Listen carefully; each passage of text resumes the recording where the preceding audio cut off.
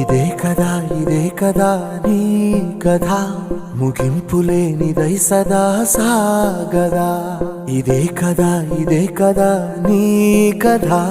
ముగింపులేనిదై సదా సాగదా